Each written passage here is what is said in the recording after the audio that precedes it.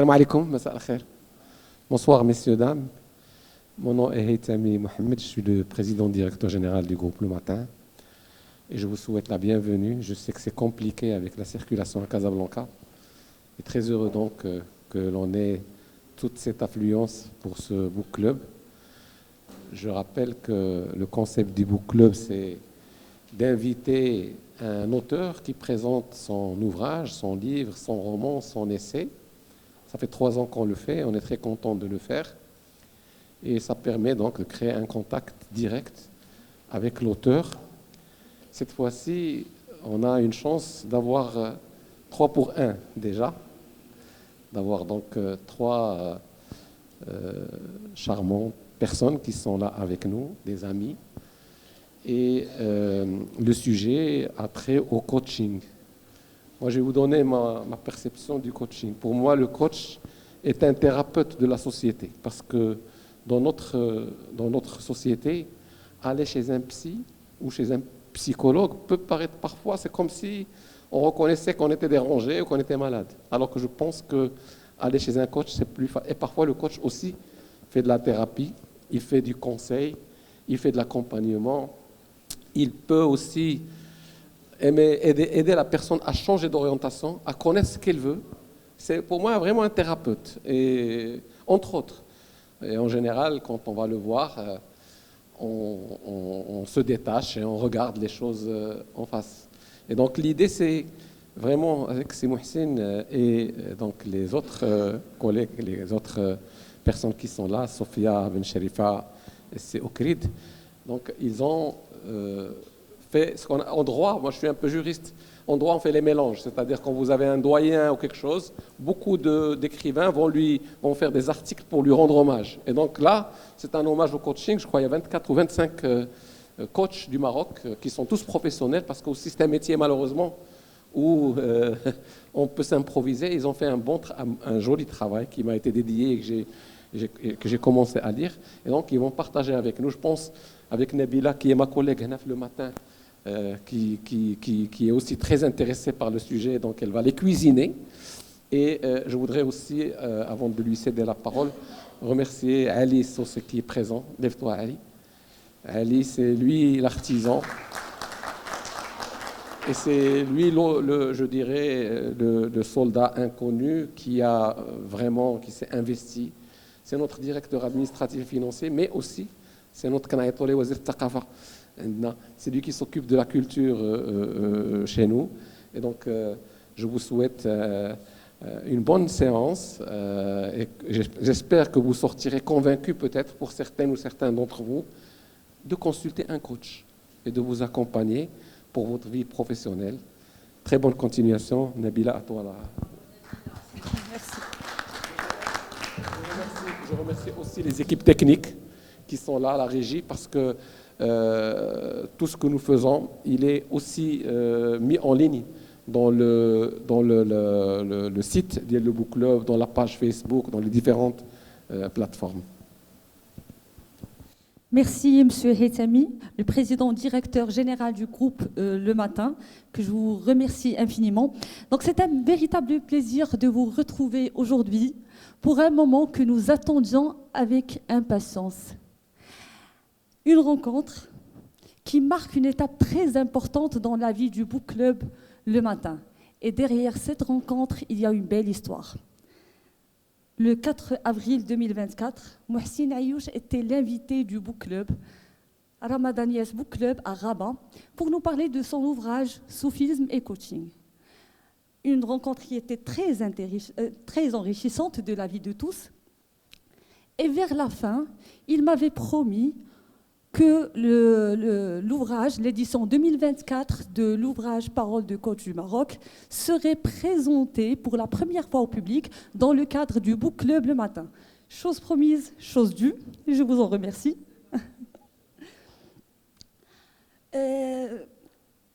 Aujourd'hui, c'est avec une grande joie que nous nous retrouvons aujourd'hui pour célébrer ensemble cette belle réussite Parole du coach du Maroc 2024. Je suis sûre que nous allons passer un excellent moment à échanger ensemble. Alors, Parole de coach du Maroc 2024, pas uniquement un livre, je dirais que c'est un livre pratique sur le coaching, puisqu'il traite différents sujets pour les managers, les individus, les équipes. C'est un guide dans lequel chacun des 15 coachs ayant participé partage son approche pour aider justement les individus et les organisations à se transformer. Aujourd'hui, nous avons l'honneur de retrouver avec nous Mohsin Aïjouch, que vous connaissez tous.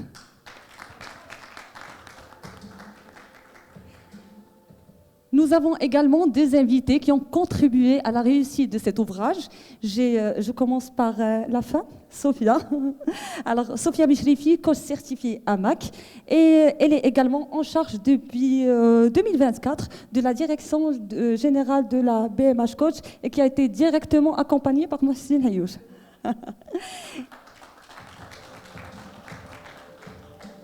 Il y a aussi Omar Okrit, qui est membre du comité de direction de la CGM.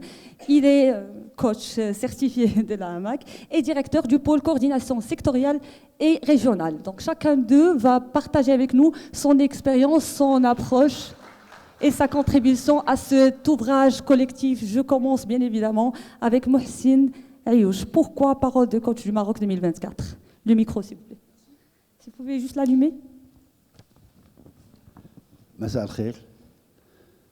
C'est un réel plaisir de nous retrouver ici depuis avril. Ça va devenir une addiction. Donc à la limite, je vais me forcer à écrire pour revenir. Merci de m'accueillir, merci surtout à tout le groupe, mais à Nabila, que nous connaissons depuis une bonne dizaine d'années, que j'ai découverte en tant que journaliste. Et puis journaliste, je dirais focus coaching, je découvre qu'elle a fait une formation en coaching, qu'elle connaît tout ça, qu'elle ne parle pas à l'hawa. Quand elle parle, elle sait ce qu'elle dit. Et puis elle est engagée dans ce truc. Et c'est pour ça que c'est tout à fait normal, naturel, et ça nous fait plaisir et honneur que l'avant-première se passe dans un club aussi prestigieux. Les autres présentations prendront leur rôle normalement, comme il se fait pour tous les livres.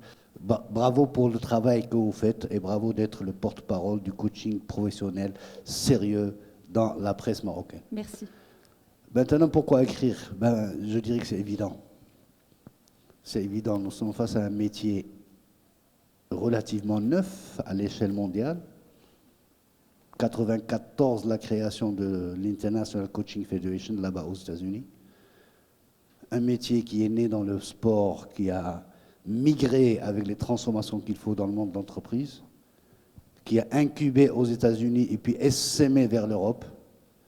Et puis, quelques années plus tard, qui est descendu, comme les oiseaux migrateurs ou les caravaniers, vers ce pays-là, et les pays du Sud global dont on parle. Alors, la question est la suivante. Est-ce que nous allons être de simples consommateurs, ce qui est le cas pour un tas d'autres domaines? Est-ce qu'il s'agit de copier-coller ce qui s'est fait ailleurs et qui, entre guillemets, marche? J'ai mis entre guillemets parce que ça marche ailleurs. C'est pas que ça marche pas. Ou alors, il faudra que nous nous mettions à la tâche, à l'œuvre, à enraciner ce coaching dans ce que nous sommes, dans qui nous sommes, d'où nous venons et où voulons-nous aller. L'enjeu, il est là, par-delà la technique. Est-ce que nous allons nous approprier ce nouveau métier, être partie prenante de sa construction, autant que les Belges, les Botswanais, les Chiliens et autres Chinois, ou alors on va être de simples consommateurs. Et le choix que nous avons fait, un nombre de coachs du Maroc, c'est d'être un acteur, d'enrichir, d'écrire. Et nous avons commencé à écrire depuis 2012. Ce livre-là, c'est le deuxième publication grand public, mais c'est le 5e d'une série interne, depuis 2012, 2013, 2014, puis 2016, 2024. Et mais pourquoi ce 2024? Il s'en est passé des choses depuis 2016 qui impactent l'humanité dans sa globalité, mais qui impactent, qui interrogent les coachs. Qu'est-ce qui se passe de nouveau dans les organisations, chez les individus? Quelle est aujourd'hui la relation au travail? Qu'a introduit le télétravail dans les organisations? Quel est l'impact de l'arrivée de la génération Z dans les entreprises? Si nous étions restés les bras croisés à redonder, réutiliser nos vieilles recettes, ben, nous serions dépassés, et il y en a qui sont dépassés, il faut le reconnaître, et c'est dans l'ordre des choses. Ce n'est pas des reproches que nous faisons. Mais c'est un métier de l'humain qui doit évoluer avec l'humain. Sinon, il se perdra, ou alors on redeviendra des copieurs-colleurs, et c'est dommage. Donc voilà le pourquoi. Et nous avons toujours écrit l'enjeu de notre écriture, parce que là aussi, il faut faire un petit tamisage. Il y a beaucoup de production sur le coaching. On ne peut pas ouvrir un journal, une plateforme, un site sans trouver 52 000 articles. Mais si on y regarde de plus près, c'est à 99% du copier-coller. Et c'est à 99,99% des réduites sur des sujets assez intéressants, j'entends bien, d'accord, mais banalisés. Comment bien gérer la réunion, comment se motiver le matin, comment se motiver l'après-midi, comment prendre la parole au public, tout ça est bon, il ne faut pas le négliger, sauf que ce n'est pas le cœur du corps de tout ça. Et donc l'enjeu que nous nous sommes donné, l'intention que nous avons posée, c'est que chaque auteur a à produire à partir de ses recherches, de son expérience, un article où il y ait un minimum de 10 à 20% de valeur ajoutée personnelle. On ne va pas partir ex nihilo, on ne va pas tout écrire de nouveau, mais sur chaque thématique, chacun doit apporter sa propre trace, sinon ça ne vaut pas le coup. Sinon, c'est du copier-coller. Donc voilà, je m'arrête. Je m'arrête, sinon ça va, ça va continuer. Et on sera toujours ravis de vous écouter. Je te demande de m'entrecouper. Je ne peux pas le faire, c'est ça le problème. Merci. Alors ma deuxième question va porter sur quelque chose qui a beaucoup attiré mon attention. Merci M. Haythami. Quelque chose qui a beaucoup attiré mon attention, c'est votre billet, que vous avez d'ailleurs appelé le billet d'humour et d'humeur. Vous avez utilisé le verlan comme le xinghua pour dire coaching.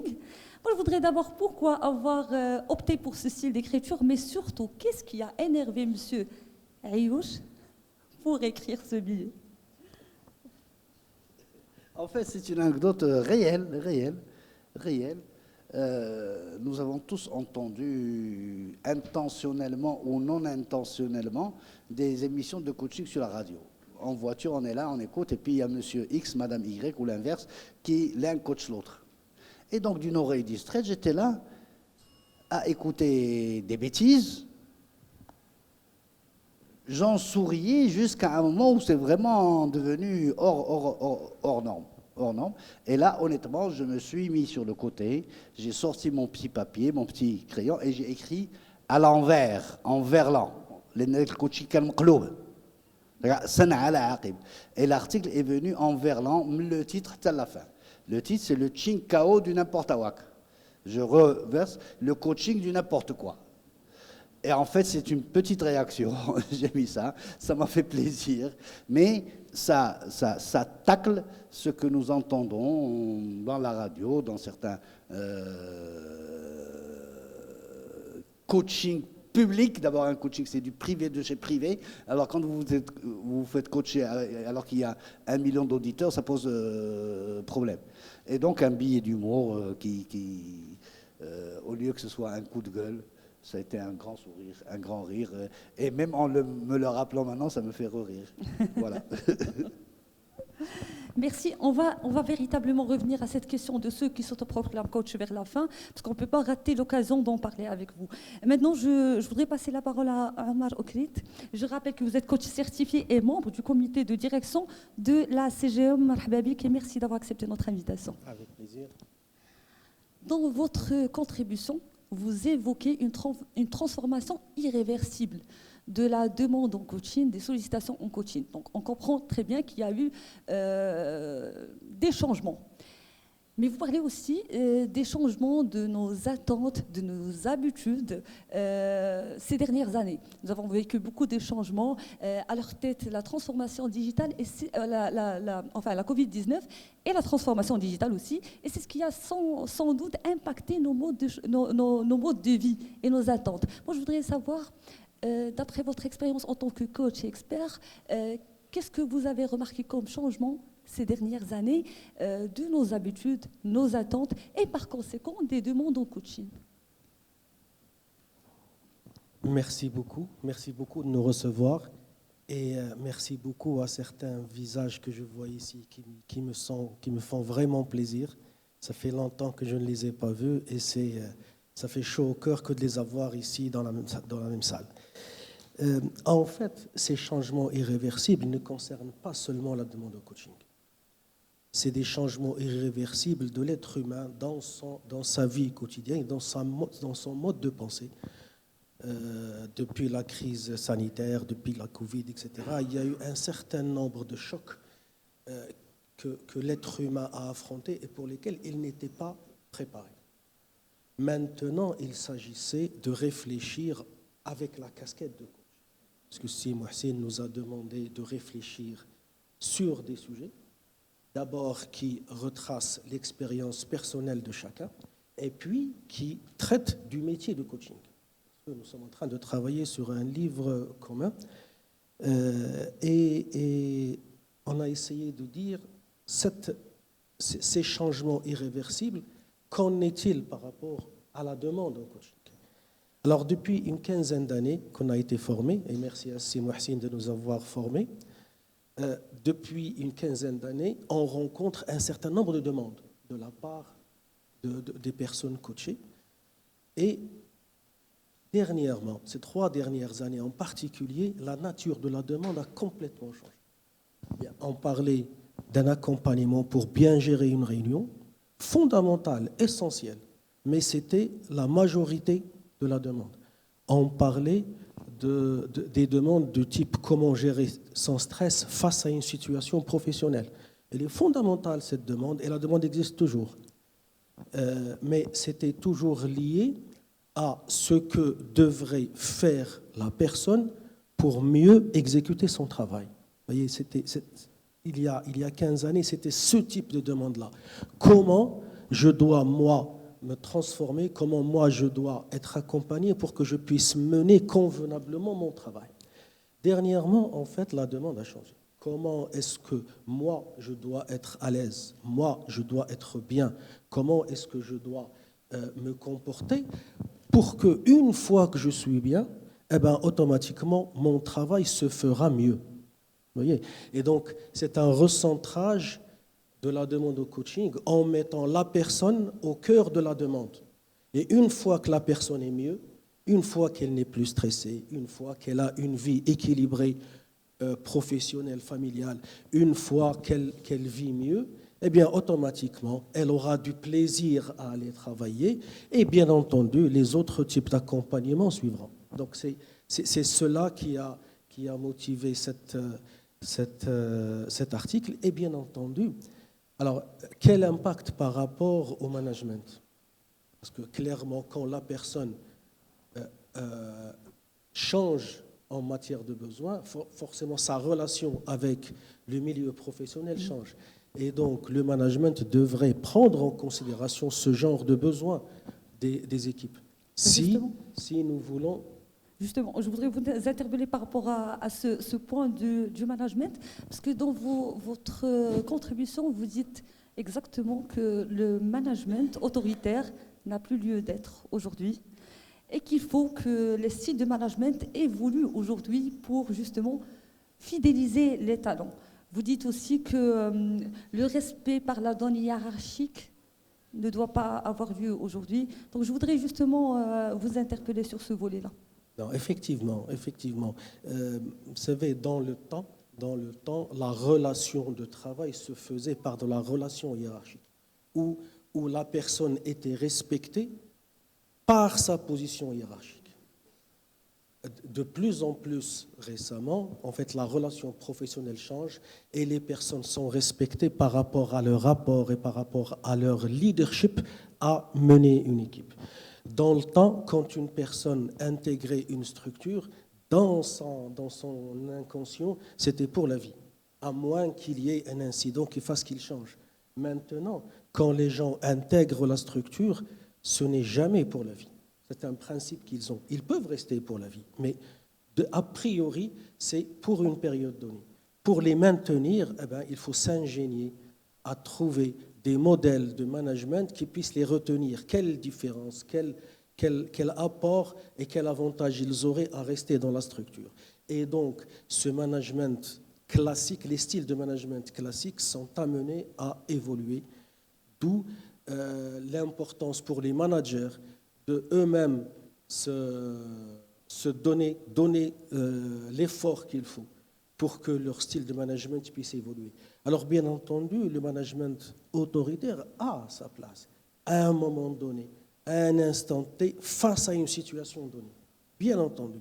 Le management participatif n'est pas forcément le management idéal que tout le monde devrait adopter. Sinon, ça serait le seul modèle enseigné et puis c'est tout. Chaque modèle a sa place à un instant T. Maintenant, la relation avec le collaborateur devrait être pensée différemment que de la manière hiérarchique directe et que nous devons être conscients que la place du collaborateur est à prendre en considération et que ce n'est plus un consommateur tout court et que ses besoins ne sont plus les besoins du style Maslow qui sont connus. D'ailleurs, nous remarquons tous que la pyramide de Maslow est inversée maintenant, elle n'est plus ce qu'elle était il y a longtemps. Il est clair que le monde du travail évolue et comme vous le dites si bien, il est important aujourd'hui que les styles de management évoluent justement. Ce que vous recommandez, d'après ce que j'ai compris, c'est d'être à l'écoute du collaborateur, de ses besoins, ses limites, ses attentes et puis adapter son style de management à la situation. Tout cela, c'est vrai pour fédérer et pour fidéliser les collaborateurs, certes, mais surtout pour éviter... entre autres, l'épuisement professionnel dont vous parlez aussi dans l'ouvrage. Tout le monde en parle aujourd'hui, l'épuisement professionnel. Je voudrais profiter de votre présence aujourd'hui. Vous êtes coach, expert, certifié. Vous êtes aussi membre du comité de direction de la CGM, un professionnel. Je voudrais bien aussi vous interpeller sur comment prévenir aujourd'hui l'épuisement professionnel dans le milieu du travail. Bon, effectivement, dans le monde du travail, il y a cette notion d'épuisement professionnel. Il y a 3 dimensions de l'épuisement professionnel. Je ne pense pas que ce soit l'occasion ici de s'étaler là-dessus, mais effectivement, c'est une donnée qui existe. Juste pour préciser que le coach est quelqu'un qui accompagne son coaché et que ce n'est pas une personne qui peut intervenir dans toutes les situations, quelles qu'elles soient, pour qu'on soit très clair. Et qu'il y a des métiers de l'accompagnement autres que le coaching qui interviennent sur certaines dimensions et chacun a son rôle et chacun a sa place. Donc ce qu'il faut faire aujourd'hui, ce qu'il faut surtout, parce que c'est bien de s'arrêter sur ce point-là, c'est-à-dire qu'on croit aujourd'hui qu'en allant voir le coach, les gens, la vérité, ils se disent, je réchauffe un psychologue, un psychiatre. Non, aujourd'hui, le coaching, c'est pas ça. Le coaching, ce n'est ni la formation, ni le conseil, encore moins l'accompagnement psychologique. C'est ça, c'est un coach accompagné un coaché pour réaliser un objectif dans une durée bien déterminée, entre autres. Donc, en tout cas, et ça vous arrive aussi, excusez-moi, de réorienter le client vers le psychologue quand il le faut. En tout cas, effectivement, nous pouvons recevoir une demande de la part de quelqu'un. Il faut avoir suffisamment d'humilité en tant que coach pour dire, sur ce point-là, ce n'est pas moi. Ça, c'est une grande force et un grand courage de la part d'un coach pour dire c'est plutôt de la responsabilité d'un autre métier d'accompagnement. Il faut être capable, bien entendu, de déceler cela, parce que très souvent c'est assez difficile à déceler, mais il faut être capable de le déceler et il faut avertir la personne pour lui dire que ce n'est pas moi, la personne qui doit travailler avec vous. Je peux intervenir peut-être dans une deuxième phase, mais à cette étape-là, ce n'est pas moi. Et bien sûr, notre rôle est d'orienter vers le métier que nous avons jugé opportun à cette étape-là. Désolée, je vous ai interrompu avant que vous répondiez par rapport à la prévention de l'épuisement professionnel. Alors, la prévention, bien entendu, se fait à 2 niveaux, de la part de la personne elle-même et de la part de son management. Quand on est manager et qu'on gère une équipe, nous devrions être suffisamment proches de nos équipes pour pouvoir identifier certains dysfonctionnements et certains changements de comportement et certaines réactions inhabituelles.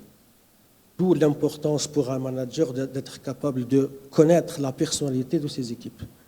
Et donc, ça peut être fait par le management, mais ça peut être aussi fait par la personne elle-même quand il détecte un certain nombre de symptômes qu'il ne comprend pas et pour lesquels il ne trouve pas d'explication. D'où l'importance pour cette personne-là de demander un avis. Et bien entendu, il peut demander un avis à différentes catégories, qui peut être le premier contact du coach, mais qui peut être d'autres personnes pour déceler cela. Le médecin du travail aussi? Pourquoi pas. Merci pour ces éclaircissements. On va par la suite donner la parole à la salle qui va certainement vous poser des questions sur ce volet. Je reviens maintenant à Sophia Bencherifi, coach certifié AMAC. Je rappelle que vous êtes en charge depuis janvier 2024 de la direction générale de BMH Coach. Ravi de vous recevoir aujourd'hui. De même, merci pour l'invitation. Bonsoir, messieurs, dames. Je suis heureuse d'être parmi vous et d'échanger autour de la thématique du coaching. Et tu as des questions pour moi? Maintenant, c'est à toi de me poser des questions. Tu fais le coach. Je t'en prie, vas-y. C'est le rôle inversé, c'est plus le coach. D'accord. Virtualité ou réalité virtuelle en coaching. Moi, c'est un titre que j'ai beaucoup apprécié. Alors, justement, je pense qu'on vous a confié la mission la plus relativement difficile, la transformation digitale en lien avec l'accompagnement au coaching. Avant de parler de ça, nous évoluons, comme tout le monde le sait, dans un monde VUCA. Un monde marqué par la volatilité, l'incertitude, la complexité, l'ambiguïté. Alors, ces caractéristiques nous mènent vers un autre concept qui est celui du monde banni. En quoi ça consiste? Merci pour la question. Alors, il faut savoir que ces deux concepts, le premier a été développé par l'armée américaine pour faire un constat de l'évolution, puisque la prédictibilité était de plus en plus difficile. Eh bien, avec l'accélération du monde en VUCA, le futurologue américain a donné naissance dans les années 90 du monde banni, qui lui, l'acronyme du B, brittle, c'est-à-dire cassable, fragile, A, anxiogène, on peut le constater, on voit de plus en plus de personnes qui sont atteintes d'anxiété au quotidien, et puis non linéaire pour le N, fluctuant, et puis incompréhensible. Ceci est un constat de ce qu'est le monde d'aujourd'hui. Dans votre ouvrage, vous avez parlé entre autres de la crise de la Covid-19, enfin vous faites signe de la Covid-19 qui a certes une crise sanitaire que nous avons tous vécue, mais qui a aussi accéléré, si j'ose dire, la transformation digitale. On a vu que du jour au lendemain, les entreprises elles ont adopté le télétravail, non pas comme solution de dépannage, mais comme un mode de fonctionnement qu'on croyait que ça n'allait jamais marcher. Et ça a marché.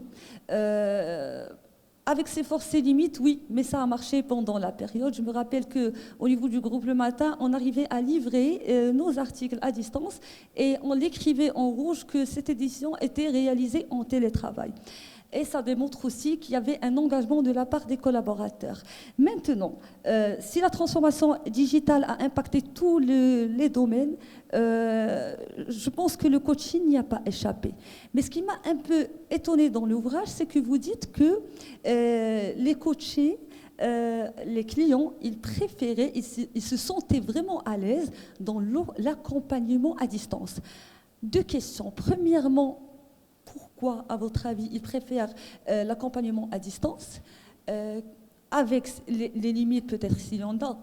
Et la deuxième question, est-ce qu'on ne risque pas de créer un lien d'appartenance dans ce cas entre le coaché et le coach? Très bien. Alors, il faut savoir que face au confinement, il a fallu improviser.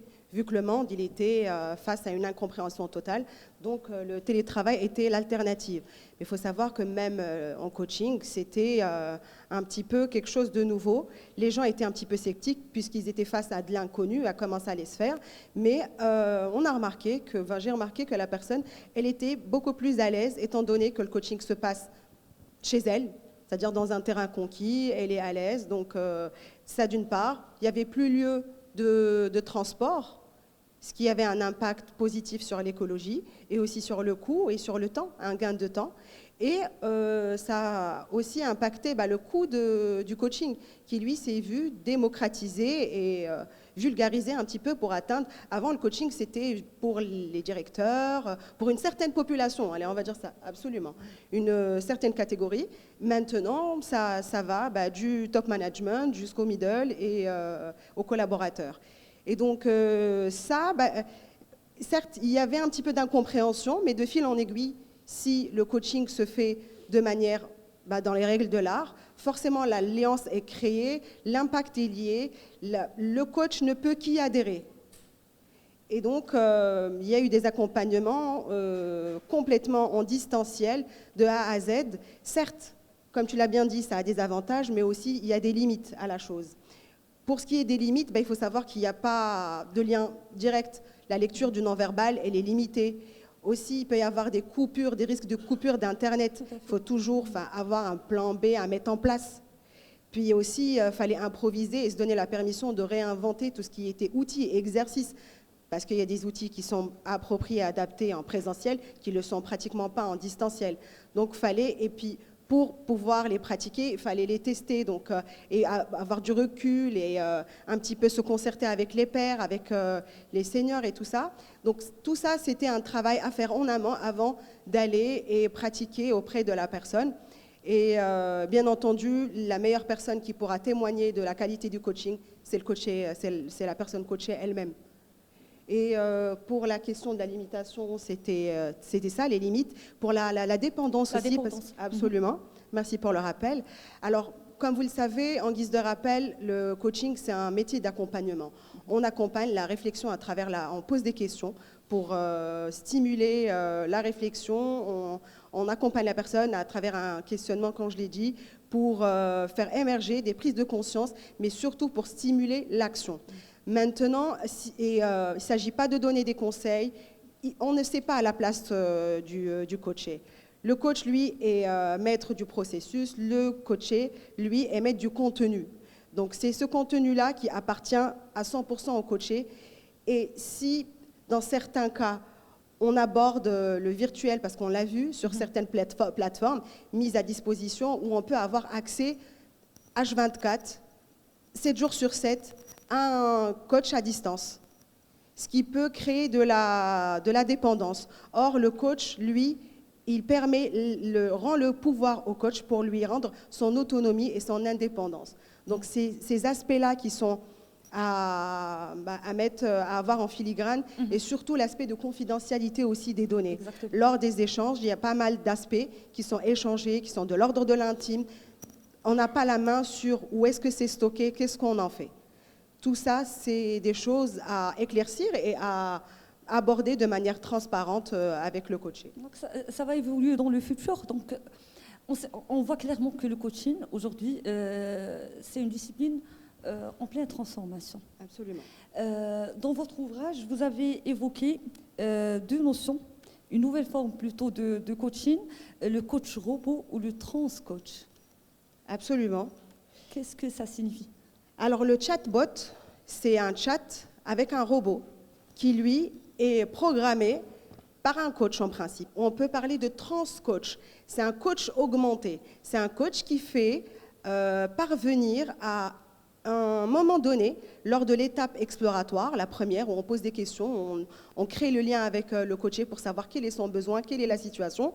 On y va sur le site, et on commence à parler, on a un dialogue comme ce que vous retrouvez si vous voulez acheter des choses en ligne, vous avez une petite boîte de communication où vous pouvez converser avec la personne, voilà, je veux telle taille, c'est pareil en termes de coaching, voilà, voici ma problématique, voilà la situation. Et il converse avec vous, et c'est à partir de là que intervient le coach humain qui a pris en compte ce qui a été échangé avec le robot.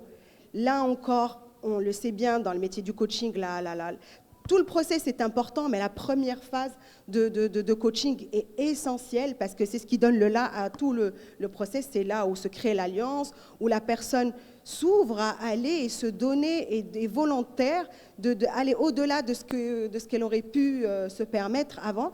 Donc là-dessus aussi, il y a des réticences à avoir en termes de programmation. Et là encore, la question de confidentialité se pose.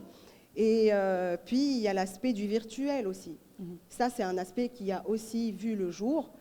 Pas encore au Maroc, ni le chatbot, du moins pour la majorité des coachs marocains, mais qui existe. Et on n'est pas à l'abri de le voir d'ici quelques années, 3 ans, je ne veux pas m'avancer, mais ça va être rapide parce que le monde technologique, Ça évolue rapidement. Ça évolue exactement, très rapidement. Et ça se passe déjà en Europe, c'est qu'on a des salles virtuelles où on invite le coaché à mettre son casque, à se mettre, à vivre. Par exemple, s'il a sa demande de mieux gérer sa prise de parole en public, ben on le met en simulation, on le simule devant un public comme le vôtre qui interagit avec lui pour lui permettre justement à répondre à son besoin et à satisfaire, à monter en puissance. Merci Sophia. Bon, je sais que c'est votre première sortie médiatique sur... Absolument, tout à fait. Je vous fais Je suis ravie de la faire avec toi. Merci, c'est partagé. Bon, en te voyant, en t'écoutant, il faut se mettre ici à ma place pour voir comment il était fier de te voir t'exprimer. Je reviens vers toi. Je te remercie, Sophia. Avec plaisir. Je reviens vers vous, Mohsin. C'est une question qui va peut-être vous fâcher. Mais ce n'est pas la mienne. Voyons toujours. Je me vois dans l'obligation de poser cette question parce que lorsqu'on avait annoncé l'événement sur les réseaux sociaux, il y a deux personnes qui m'ont contacté en me demandant de vous poser la question. Et j'ai trouvé que c'était légitime. On m'a demandé de vous poser la question, Monsieur Ayouch, que pensez-vous de ce qu'on appelle aujourd'hui les questions puissantes? Une expression galvaudée, si j'ose dire, parce que les questions puissantes, personnellement, on voit tout le temps des annonces comme ça. Voici les 5 questions à se poser pour révéler le potentiel en soi. Vous y croyez? Oui, merci. J'y crois tellement que j'ai fait un article là-dessus. Je pense qu'il y a des coachs dans la salle. C'est la question puissante et le Graal des coachs. C'est le nec plus ultra. C'est quand on a une question puissante, ça y est, on peut rentrer à la maison et envoyer la facture. Et puis il y a des auteurs, et pas des moindres, qui vont pondre des questions. C'est la question 1, 2, 3, 4, 5. Il y a des livres là-dessus, les 100 questions les plus machins. Et le maximum que j'ai vu, j'ai un peu vu, 365. Une question par jour. La question puissante est censée créer une prise de conscience particulière chez le coaché. Puis il y a des séminaires là-dessus. Et tout ça, je me suis un peu intéressé à la question. Non pas en allant chercher dans la littérature, j'avais vu tout ça, dans mes périodes de formation et mes différentes recherches, mais juste dans ma pratique à moi et en posant des questions aux collègues. Et je me suis rendu compte, j'ai fait une découverte extraordinaire. La question puissante n'existe pas. Tout simplement. Aucune question n'est puissante en intrinsèque. On ne découvre le caractère puissant de la question qu'une fois qu'elle est posée. Et ce n'est pas forcément le coach qui va la découvrir. Ce n'est pas un mécanisme qui va interagir à l'intérieur de la tête du coach qui va dire, tiens, c'est le moment, on a passé 3/4 d'heure, 45 minutes, c'est le moment de poser une question puissante. Il va la sortir de sa poche parce qu'il a entendu un séminaire que telle question-là, elle a puissant. Non, pas du tout comme ça. Le coach, il est là, il est assis, il ne s'attend à rien. Il accompagne un dialogue, une discussion. Et à un moment, il va sortir quelque chose. Je fais exprès de dire quelque chose, il ne peut pas forcément dire une question. Il va sortir un geste, un mouvement, voire une non-question, juste un silence, une respiration qui est différente, un regard interrogateur. La puissance peut être là-dedans. Une autre expérience. Il y a des questions puissantes qui agissent comme des bombes. C'est-à-dire qu'elles explosent à retardement. Elles passent totalement inaperçues pendant la séance. Personne n'a fait attention, ni moi, ni le coach, ni personne. De toute façon, il n'y a personne, il n'y a que le coach et moi. Le coach et moi qui sont là. D'accord? Et puis la séance suivante, le coach va venir dire, vous savez, monsieur Flan, et donc c'est un mythe, la question puissante. D'un mythe d'autant plus dérangeant parce que en enseignant la question puissante, on enseigne ce que n'est pas le coaching, malheureusement. On va enlever la spontanéité. On va être dans une mécanique qui n'est pas en train de travailler, mais en train de dire qu'est-ce que je fais pour performer. Or, la performance n'est pas du tout l'objectif du coach. La performance n'est pas du tout l'objectif du coach. L'unique objectif du coach, ça peut paraître paradoxal, mais c'est le métier qui veut ça, c'est de faire son travail. C'est d'accompagner la personne ou l'équipe ou le groupe dans sa réflexion et stimuler son action. Si j'accompagne dans la réflexion, si je stimule l'action, mission accomplie. Le seul tenu à obtenir des objectifs, ça aussi c'est un autre paradoxe du coaching, c'est la personne coachée elle-même. C'est pour ça que c'est son objectif. Le coach, lui, est tenu à mettre en place un dispositif qui permette à la personne d'évoluer, d'avancer, de réfléchir sainement et d'agir en conséquence. Et donc c'est un mythe. La question, dites à votre ami qui a posé la question sur le chat, c'est un mythe. Et surtout, ne cherchez pas la question puissante. Laissez-la venir, elle viendra par elle-même, à l'insu de votre plein gré, comme dirait un autre humoriste. Vous ne vous en rendez même pas compte si vous êtes présent à votre travail. Par contre, si vous êtes en train de travailler et de vous turlupiner pour chercher la fameuse question puissante, vous allez tout rater. C'est un mythe, la question puissante. Donc c'est effectivement un mythe, quoique la méthode du questionnement, c'est entre autres les autres méthodes qui constituent la boîte à outils du coach. Sauf qu'il faut vraiment être à l'écoute et présent à l'autre. C'est ce que je retiens de votre explication. Ça me ramène à une autre question. Parce que, comme je vous disais au début, on ne peut pas rater cette occasion sans poser la question sur, moi j'ai envie de dire, la protection du métier. Alors, le coaching, c'est un domaine en pleine expansion. Il y a certes aujourd'hui des coachs qui se respectent d'abord, qui font bien leur métier avant de parler des autres. Alors, il y a ceux qui se respectent, qui font leur métier de manière très professionnelle, mais il y a aussi ceux qui s'autoproclament coach, notamment ceux qui écrivent que je vais partager avec vous les questions puissantes. Je voudrais vous poser la question, non pas comment réglementer, ni comment protéger le consommateur, encore moins comment protéger le coach. Moi, j'ai envie de dire comment protéger ce métier à la base qui est noble. En le professionnalisant. Surtout, je ne pense pas que faire la guerre à celles et ceux qui pratiquent le coaching hors norme soit valable. Ce n'est pas la bonne bataille. Nous avons ce phénomène dans tous les métiers. Vous avez des chirurgiens dentistes extraordinaires, vous avez des arracheurs de dents. Je me rappelle que dans les années 80, les premières plantations de bananes ont réussi au Maroc. Et ceux qui sont un peu dans cette tranche d'âge se rappelleront que tout le monde est allé faire de la banane à l'époque. Le temps que seuls les vrais bananiers ont continué à faire des bananes. Et donc, voilà. Bien sûr, il y a du parasitage autour, mais c'est un phénomène qui est lié à toute société de manière globale, à toute profession, à tout métier. Maintenant, ça ne veut pas dire croiser les bras et attendre que ça se passe. Nous, notre contribution, c'est d'écrire, c'est de professionnaliser, c'est d'avoir un rôle pédagogique, c'est d'expliquer ce que c'est que le coaching, c'est d'aller dans des conférences, dans des séminaires, dans nos sites web et tout ça, de dire voilà ce que c'est que le coaching. Le reste, les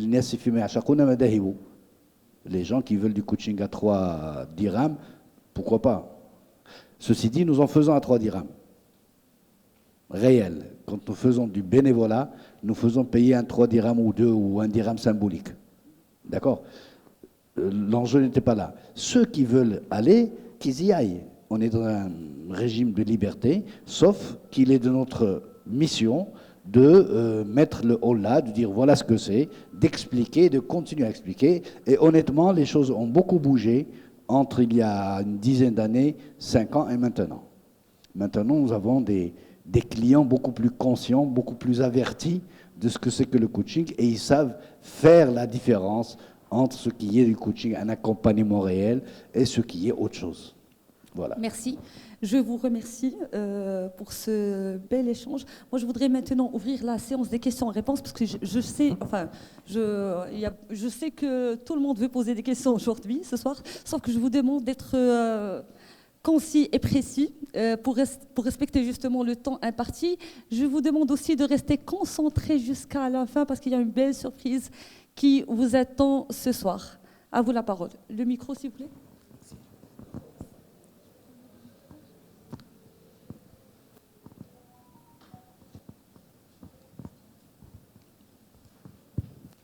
Vous vous présentez d'abord, s'il vous plaît. Oui. Merci. Merci pour la présentation. D'abord, je suis Dr Issam Hamras, chirurgien viscéraliste. Bon, je suis heureux d'être là avec vous, mais j'ai une intervention, ce n'est pas une question. La question, c'est à propos de la question puissante. Mais pour moi, je trouve que c'est pas... Bon, on peut dire, vous avez dit que c'est un mythe, mais on peut dire que les questions puissantes, elles existent. Sauf que chaque question, elle est puissante. Sauf que la question, elle est puissante lorsqu'il stimule le processus du coaché et donne une satisfaction du coaché et de son processus. Merci. Merci. Vous êtes chirurgien, c'est pourquoi vous avez parlé d'intervention. Oui, c'est oui, c'est ça, merci. Vous répondez, qui c'est qui veut répondre? Ou on prend l'ensemble des questions avant de prendre la réponse? C'est comme vous voulez. Oui, oui, oui. Merci pour le partage d'idées. Alors effectivement, elle existe, heureusement. De toute façon, in fine, si on mène un processus et on est là présent dans l'écoute et dans le questionnement, c'est pour que ça se passe ou pas. Après, maintenant, venir avec une liste déjà prête et les appeler questions puissantes et les parachuter un petit peu dans la conversation pour avoir un résultat donné, ça, je suis sceptique par rapport à ça. Après, je rejoins un petit peu l'idée partagée par M. Ayouch, qui est que c'est quand on est pleinement présent et dans l'accueil inconditionnel et dépourvu de toute attente vis-à-vis du contenu du client, c'est là où ça pourrait advenir. Ça peut être une question, mais anodine, sans qu'elle soit d'un degré d'analyse avancé. Ça peut être provoqué par un silence, par comme une grimace, tout ce qui a été cité. Mais oui, ça existe, mais non, on ne vient pas avec la question en poche. Sérieux, je voulais rajouter quelque chose? C'est bon? On prend une deuxième question? Si vous permettez, juste Oui. par rapport à ça, parce que je trouve que c'est quand même un sujet assez intéressant. Vous savez, quand on vient en séance en face à un coaché, comme si nous étions avec quelqu'un et au lieu de l'écouter, nous sommes en train d'attendre qu'il finisse de parler pour poser la question que j'ai, moi, à l'avance. Vous comprenez bien que ce n'est pas du tout cela. Et que la première chose à faire, c'est d'abord être à l'écoute. Et en fonction de ce que je reçois, ma réaction viendra. Et c'est pour ça que très souvent, quand on est coach débutant, comme quand on est formateur, etc., on vient à la séance et on a en tête, voilà ce que je veux faire, première étape, deuxième étape, troisième étape. Ça, c'est quand on est en phase d'apprentissage du métier. Une fois que nous sommes convaincus que ce n'est pas cela, en fait, notre réaction et notre questionnement se fait en fonction de la situation. Et très souvent, ce qu'on avait prévu éventuellement de dire ou de faire n'a pas lieu. Et c'est autre chose qui arrive. Et donc, cette notion, en fait, l'idée, c'est les questions préparées. Mais bien entendu qu'il y a des questions. Ça marche à travers un questionnement. Maintenant, rien n'est préparé à l'avance. Sinon, vous comprenez que ce serait beaucoup trop facile. Une deuxième question, monsieur?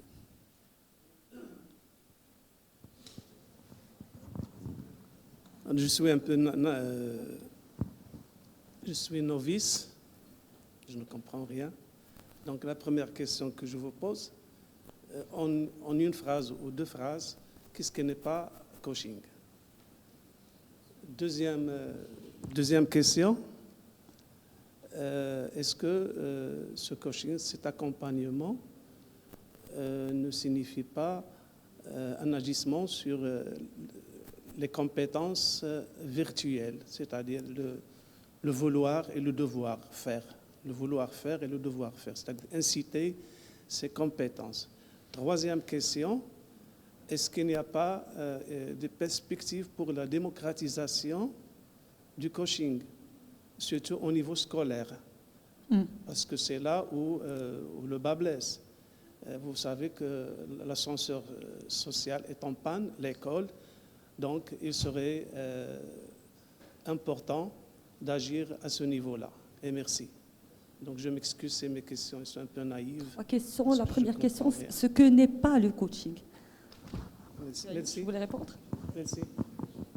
Merci à vous, Sidi. Alors, la question est légitime, mais elle se pose. Ce qui n'est pas le coaching, c'est pas du conseil, c'est pas du consulting. C'est pas de la formation non plus? C'est pas de la formation, absolument. Il n'y a pas d'apport théorique là-dessus. Je vais me permettre de citer Mohsin sur la chose qui est... Le coach, c'est un abruti éveillé. C'est quelqu'un qui ne sait pas. Mais s'il y a une chose qu'il ne sait pas par rapport au contenu, si par exemple le coaché vient avec une demande particulière par rapport à une situation bloquante ou un besoin de monter en puissance, moi je ne suis pas là pour lui dire quoi faire ou quand le faire et comment le faire. Moi je suis là pour poser des questions. Parce que forcément, s'il a le besoin, c'est que ça a ruminé avant qu'il vienne en demande de coaching. Par contre, il y a forcément des aspects qu'il n'a pas pu voir. Et il vient avec beaucoup de croyances limitantes. Moi, justement, je suis dans le questionnement des croyances pour pouvoir l'éclairer, le guider à voir là où il n'a pas vu avant. Tout ça, enfin, à mon sens, jusqu'à ce niveau-là. Et c'est un métier de présence, c'est un métier de déontologie et d'éthique. Et d'abord, le coach se doit de veiller à son hygiène, à lui-même, de la supervision, de l'accompagnement, pour pouvoir... Parce que l'instrument, in fine, l'instrument du coach, c'est sa propre personne. Donc, pour pouvoir mener à bien sa mission, va falloir assainir, faire le travail nécessaire pour se mettre au service de la personne coachée. Donc finalement, c'est le coaché qui trouve la solution, ce n'est pas le coach. Pour remonter plus loin, pour faire le distinguo, tous les métiers de la thérapie, médecins et tout ça, ont comme saint patron Hippocrate. Si on veut rester sur cette logique du saint patron, le saint patron des coachs, c'est Socrate. C'est la maïeutique. C'est le métier de l'émergence. Les autres métiers ont leur importance, mais ils ne sont pas dans l'émergence. Ils sont dans la transmission pour ce qui est de la formation. Ils sont dans la vente d'expertise pour ce qui est du conseil. Sont dans les soins psychologiques pour ce qui est de la thérapie, ainsi de suite. Le coaching, lui, il est dans l'émergence, dans ce qui émerge de chez le client. D'où le questionnement maïeutique. Socrate disait, ma mère à lui était sage-femme, elle accouchait les corps. Moi, je suis philosophe, j'accouche les âmes. Le coach est un accoucheur. Le coach est une sage-femme. Remarquons que la sage-femme n'a rien à voir avec la conception du bébé. C'est une affaire entre le papa et la maman. Elle est là pour faciliter l'accouchement. Et beaucoup d'accouchements peuvent se passer sans sage-femme. Ce n'est pas coaching à tous les étages. Voilà le vrai distinguo. Le reste, bien entendu, c'est décliné en différentes matières, en différentes disciplines et formes de ce que n'est pas le coaching. Il faut rester là-dedans. Parce que si le coach prend une autre casquette, même s'il en a la compétence, faites attention, il peut être formateur, consultant, thérapeute. Si dans un contrat de coaching, il utilise une autre posture, il va se retrouver entre deux registres logiques qui vont clasher. Voilà le vrai distinguo. Nous, on est dans l'émergence. Et c'est pour ça que la question, pour revenir à la question, c'est vrai qu'elle existe, mais elle n'est pas préétablie, elle n'a aucune puissance en elle-même.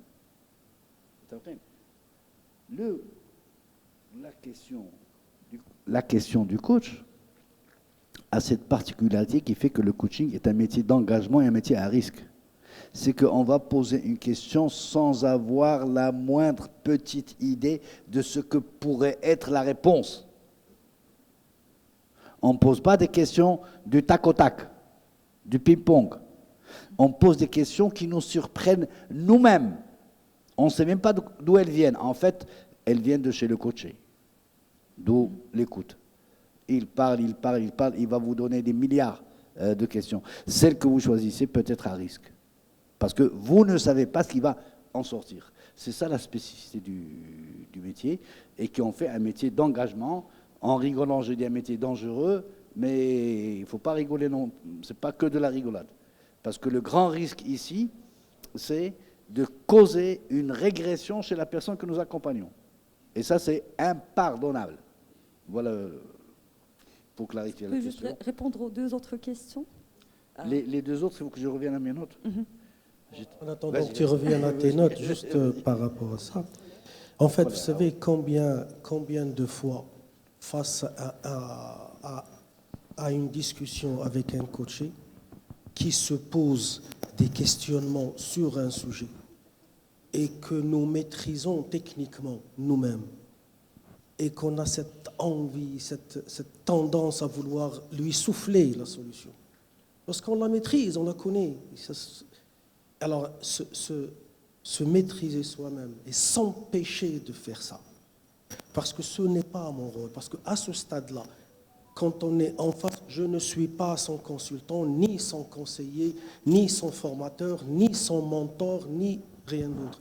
Je suis son coach. Et donc, je ne peux pas lui souffler la solution, parce que la solution, elle est mienne, elle n'est pas sienne. Et c'est là toute la différence. Je peux créer un environnement qui lui permet de percevoir cela. Je peux aussi lui permettre de voir le champ du possible, toutes les possibilités éventuelles, mais c'est à lui d'identifier ce qui est bon pour lui. Parce que ce qui est bon pour moi en tant que personne n'est pas forcément bon pour lui. Et donc c'est pour ça que ça doit venir de chez nous. Juste pour cette affaire, il me revient quelque chose de chez Socrate. Socrate, on l'a accusé de corrompre les jeunes, la pensée des jeunes, un truc pareil.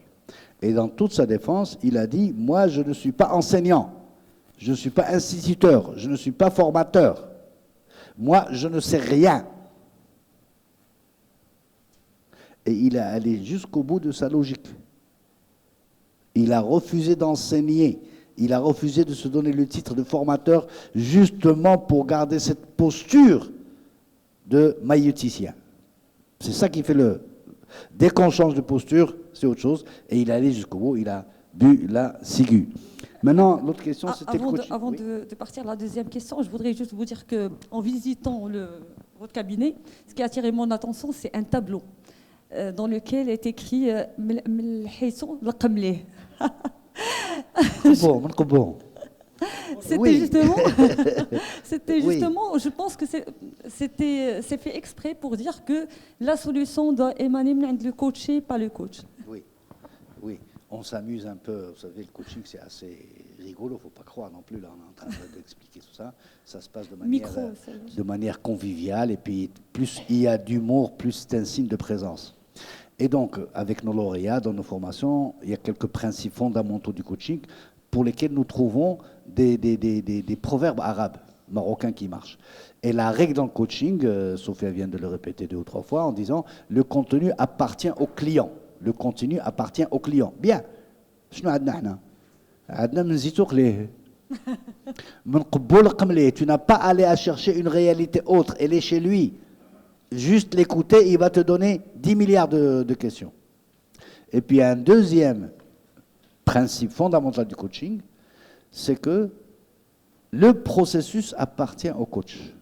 C'est lui qui le met en place. Et l'un de nos enseignements, quand il y a un coaching d'équipe, on dit attention, ne laissez pas filer le processus. Si vous laissez filer le processus, vous ne tenez plus rien à la main. Et là aussi, on a un peu cherché. Et chez nous, كاين قوة المقعود هي هذيك وكاين يديو القبلة. Et donc, et ainsi de suite, on fait feu de tout bois pour enraciner. Tout à l'heure, en rentrant, on discutait avec Si Mohamed, et il a sorti quelque chose que nous utilisons.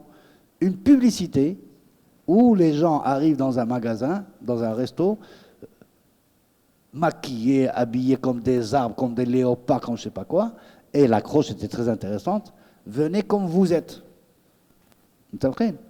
Et quand les lauréats sont en train de travailler, de faire leur premier exercice, et qu'ils disent ce coacher est difficile, ou cette situation est compliquée, notre réponse est la suivante.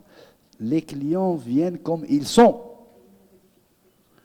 Ils ne sont ni faciles, ni... Ils sont. Il est comme ça. On va dire. Il vit telle situation. Et donc, on va prendre conscience qu'il n'y a pas de difficulté chez le coaché. Qu'il n'y a pas de difficulté dans la question, la situation qu'il y a à traiter. S'il y a une difficulté, elle est seulement chez le coach. D'où c'est un métier d'engagement. S'il y a une difficulté, pardon ? Je n'aime pas vous interrompre, oui. Vous me l'avez autorisé. Mais fais-le quand même. Vous m'avez autorisé de le faire au début, donc vous avez fixé les règles du jeu. D'accord. Et donc voilà. Travailler de cette manière-là. Il reste votre question sur le scolaire. Oui, à condition de laisser les garçons et les filles tranquilles. Quand je dis les garçons et les filles, c'est les lycéens, collégiens et lycéennes, collégiennes. Ce n'est pas des sujets à coaching. Ça, c'est notre position en tant qu'école. Maintenant, il y en a qui le font. La personnalité n'est pas encore totalement construite. C'est une période très compliquée de l'adolescence. Le coach n'a rien à y faire. Par contre, oui, coaching scolaire, vis-à-vis des enseignants et des parents. L'encadrement. Les enfants, on les laisse tranquilles. Le coaching est basé sur la rencontre de 2 volontés. Aucun coach sérieux ne commence son process sans qu'il y ait un contrat. Au niveau juridique, tout bête, tout simple. Premier, le jeune n'a pas le droit de contracter. Vous contractez avec qui? Ensuite, il faut faire attention à ce que le coaching ne devienne pas un alibi à la démission des parents. Alors, faciliter la tâche, leur gosse a une difficulté le jour du bac ou du brevet ou je ne sais pas quoi, conscience tranquille, j'appelle un coach. Non, il faut te cultiver ton métier de papa ou de maman. Ça ne se délègue pas. Voilà notre position. Je sais qu'elle peut paraître extrême. Mais il y va des fondamentaux du coaching. Nous ne sommes pas là pour faciliter. Renforcement scolaire, je veux bien. C'est de la formation, de la transmission. Activité de théâtre, de musique, génial. Sport, tout ça, oui. Mais surtout, pas prendre un gosse de 15-16 ans et le mettre en coaching. Voilà. Merci. Mais le milieu, tout à fait raison, a besoin de coaching, ne serait-ce que pour reconstruire sa relation à l'enseignement, ce que parlait Sir Omar tout à l'heure pour le management, reconstruire sa relation à l'enseignement, reconstruire sa relation à son enfant, adolescent qui passe le bac. Je sais que c'est une épreuve très dure, très difficile pour les parents. Les gosses, ils les passent les doigts dans le nez. Mais c'est les parents qui souffrent. Et pendant ce temps-là, au lieu de se coltiner le métier d'accompagner le gosse qui fait son bac, ils vont payer un coach. C'est pas OK. On ne délègue pas. Tout à fait. D'autres questions? Monsieur?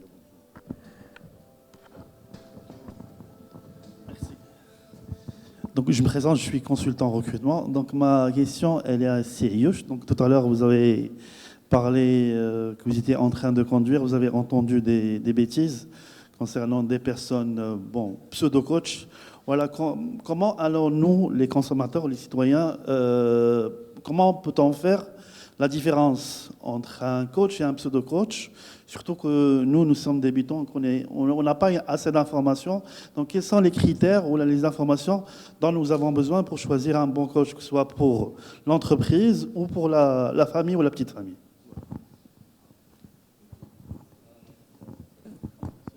Oui. Bien. Vous êtes client, vous faites votre marché. Autrement dit, vous comparez les certificats, l'expérience, la seniorité, les attestations de référence, la pratique dans le métier, que ce soit pour vous ou pour l'entreprise. C'est votre droit, vous faites votre marché, comme pour acheter n'importe quel autre bien et service. Et puis, comme nous sommes dans l'humain, à qualité égale, 2, 3 ex-aequo, on va dire ça comme ça, là, et seulement là, écoutez un peu votre feeling. Posez-vous la question, je sens, ils sont équivalents, ils ont la même certification, même année de pratique, même domaine d'intervention, c'est plutôt l'industrie, les PME, les ceci, les cela, mais je sens qu'avec Si Mohamed, il y a quelque chose qui... Et j'y vais. Mais j'ai fait mon travail, j'ai fait mon tableau comparatif. Vous voulez ajouter quelque chose, Omar? Effectivement, sauf qu'à ce niveau-là, quand on fait le marché, on ne compare pas des marchandises, on compare des êtres humains. Et c'est une nuance importante. Et donc, effectivement, il faut faire un travail de recherche et un travail d'identification. Et c'est important, c'est ce que font beaucoup de gens que je respecte bien. Il y a toujours ce moment d'échange de quelques minutes qui permet à la personne d'avoir une idée. Merci. D'autres questions? Une femme. Il n'y a que des hommes qui posent des questions ce soir. Maria, peut-être?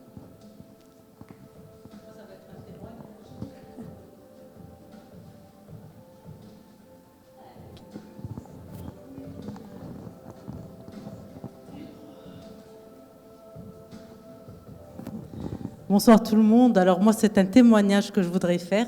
Je suis certifiée LAMAC et je suis très fière depuis 14 ans maintenant. Et d'abord, je voudrais féliciter Nabila Baqas pour la qualité des échanges, pour son engagement, donc je la connais depuis pas mal d'années, et pour son professionnalisme. Bravo. Bravo Nabila. Merci. Monsieur Mohsin Aïouch, c'est vers vous que je vais me diriger. Alors ça fait 14 ans où Dima, c'est un coach modélisant. J'ai laissé des rendez-vous parce que c'est une fierté. Aujourd'hui, en tant que coach et formatrice, Mohsin Aïouch, je le cite tout le temps. C'est la posture. On peut tout, le coaching, on peut le faire, mais c'est la posture. C'est cette posture, quand il a parlé de la radio, je vais partager avec vous, je faisais de la radio. C'était... Maria, tu es sûre que tu fais du coaching? J'ai arrêté. J'ai arrêté la radio, voilà la télé. Voilà une question puissante. Puissante, très puissante. Non, mais ces questions, ma chère, sont puissantes. C'est hikma. Il suivait Altif les débuts, parce qu'il savait que j'étais débutante, c'était les débuts. Et il m'a dit, Maria, est-ce que tu es sûre que tu fais du coaching? Là, c'est pas du coaching. Et je sais que là, je suis certifiée la HAMAC et je suis très fière de l'être. Je n'ai plus, ça fait. La casquette, mais la radio, la télé, c'est excellent, mais c'est pas du coaching, en effet.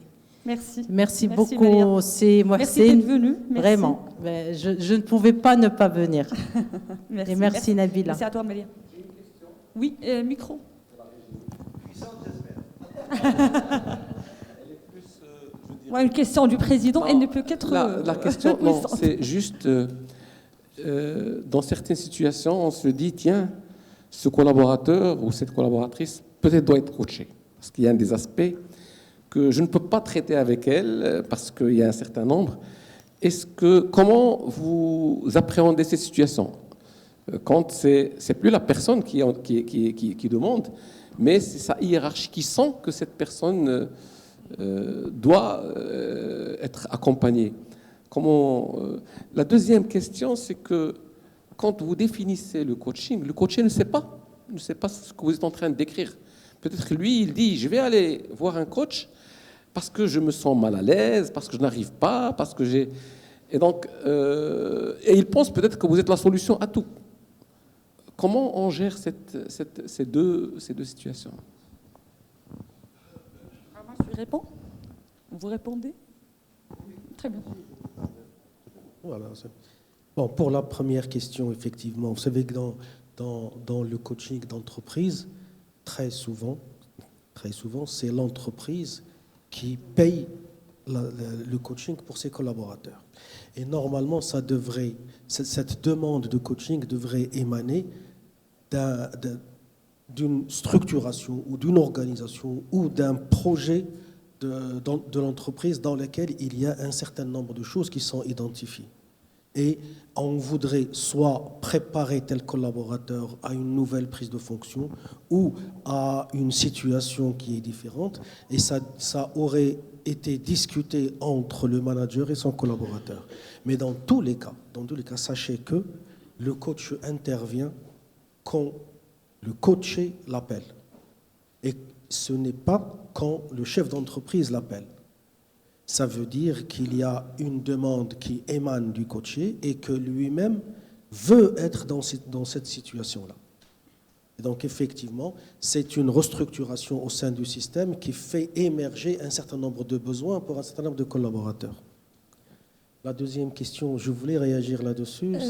C'était par rapport au client qui vient, mais qui ne sait pas. Effectivement. Donc, effectivement, très souvent, le coaché, quand il vient, il a une problématique en tête et il vient l'exposer. C'est pour ça que la première séance que nous utilisons, et elle dure en général beaucoup plus longtemps que les séances suivantes. C'est ce que nous appelons la séance exploratoire.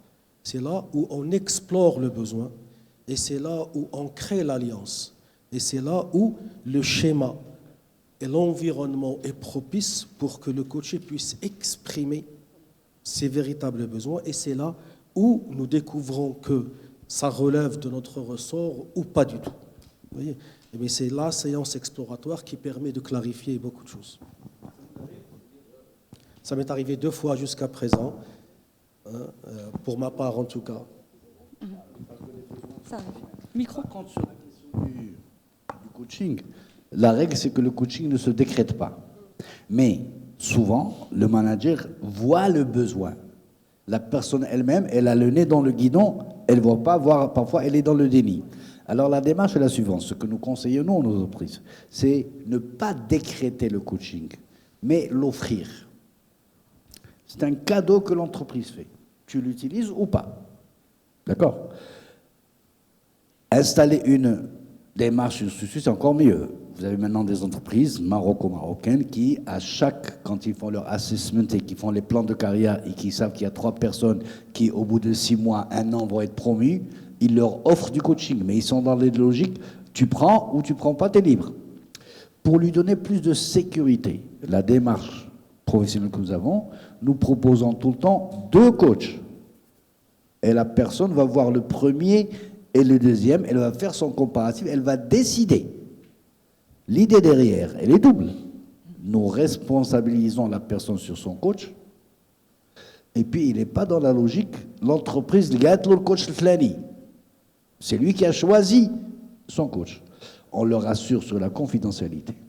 Maintenant, sur la deuxième question, c'est ce qu'a dit M. Omar, la personne peut venir avec du flou. Le questionnement du coach, c'est un questionnement de clarification. Et ça peut prendre du temps. Ça peut prendre du temps. À coup de questionnement maïeutique, à coup de formulation, et la séance va prendre son chemin, mais j'ai commencé. Il a commencé, assalamu alaikum. Va prendre son chemin quand la personne a clarifié sa situation et l'a exprimé en objectif clair, atteignable, mesurable, en indicateur de suivi de cet objectif-là, mesurable. Mais il y a tout un travail préalable, parce que vous avez raison, la personne vient dans un flou. Ça va mal, il a rien, mais la manière d'installer le cadre, elle va parler jusqu'à trouver le fil conducteur pour commencer le travail. Et ça peut prendre parfois 2 séances, pas une seule. On n'est pas pressé. Nous ne gérons pas le temps d'une séance. Nous occupons le temps d'une séance. Et occuper ce temps-là va permettre aux choses de se faire. D'autres questions? Bien, madame Sophia, je voulais juste ajouter quelque chose, si vous me permettez. C'est que justement, la demande, elle est tellement importante et c'est une condition sine qua non à ce qu'un coaching ait lieu. Parce que imaginez dans le cas de figure où la personne coachée n'est pas volontaire et demandeuse, ben rien ne va se faire. Le coach a beau mettre des process, des outils en place, celui qui réussit le coaching, en grande partie, du moins sur le plan résultat, c'est le coaché. Donc vous imaginez, quand c'est imposé, ça n'aboutira pas. Merci. Madame, qui veut poser une question?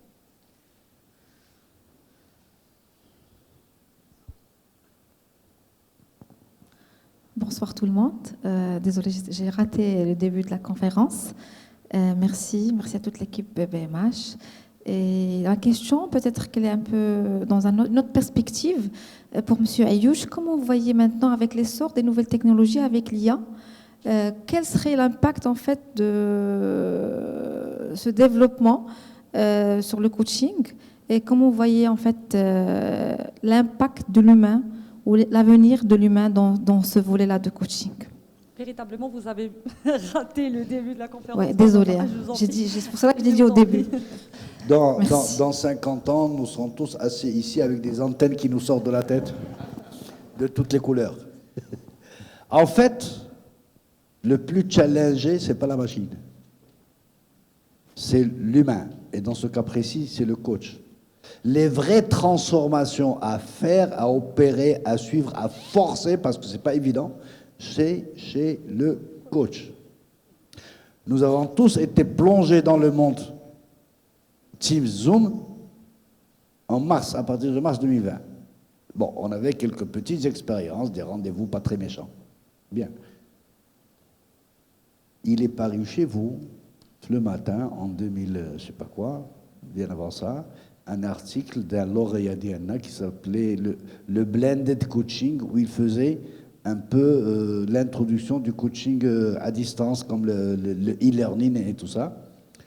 Et je me rappelle très bien, Nabila m'a dit, il y a un article kada. Qu'est-ce que tu penses de faire un petit commentaire?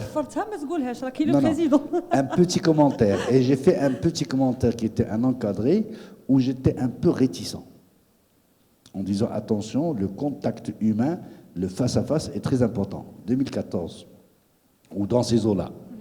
On peut retrouver la date. Bien. Et puis, est venu, et j'ai dû mener des séances, des réunions ou autres en coaching, en Zoom, en Teams et tout ça. Instantanément, pour voir ce que c'est, j'ai même participé à une plateforme internationale, c'est quelque chose de huge, qui vend des coachings à travers le monde entier. Et j'ai remarqué, observé, que mon corps, mon être réagissait différemment. Premier élément que vous avez nouveau, c'est que vous parlez et vous vous voyez parler, ce qui n'est pas le cas en présentiel. Donc vos mimiques, vous les voyez, vous avez une idée. Ensuite, j'ai remarqué que j'en faisais moins.